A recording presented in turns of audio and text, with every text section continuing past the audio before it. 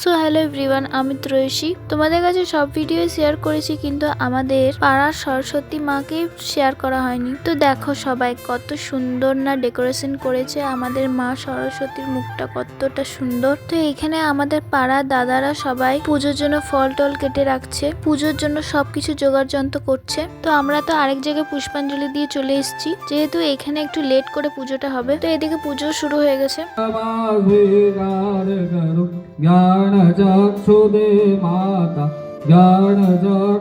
তো ওইদিকে পুজো শেষ হয়ে গেছে, আর এইদিকে প্রসাদ বিতরণ করতেও শুরু করে দিয়েছে। আর ঋতু তো চলে গেছে স্কুল। এখানে আমি আর ঋতুর বান্ধবীরা মিলে ছিলাম, মানে আমার ছোট ছোট বোনরা। তো যাই হোক, ঋতু এদিকে স্কুল থেকে ফিরে এসছে, তারপরে আমরা চলে যাচ্ছি যেখানে পুষ্পাঞ্জলি দিয়েছিলাম। সেখানে আজকে খিচুড়ি খাওয়াবে, সরস্বতী পুজোর দিনই খাওয়াই প্রতি বছর।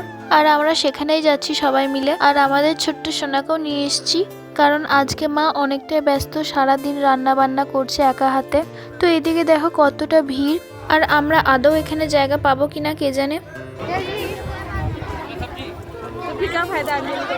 আর আজকে জানি না এতটাই রোদ লাগছে, এতটাই গরম লাগছে। তো এখানে এসে মনে হচ্ছিল যে বাবুকে বেকার নিয়ে এলাম, আর আমি দাঁড়িয়ে রোদটাকে আড়াল করছিলাম যাতে ওর গায়ে না লাগে। তো যাই হোক, ফাইনালি আমরা বসে পড়েছি, কোনো রকম করে আমরা সিট পেয়েছি। আমি তো ভাবছিলাম যে তখনও প্রসাদ পাইনি, ফল প্রসাদ পাইনি, আর এখনো আর প্রসাদ পাবো না, কিন্তু না, ঠাকুরের আশীর্বাদে পেলাম। তো এদিকে খাওয়া দাওয়া করে এবারে আমরা বাড়ি চলে যাচ্ছি, আর কোথাও যাব না।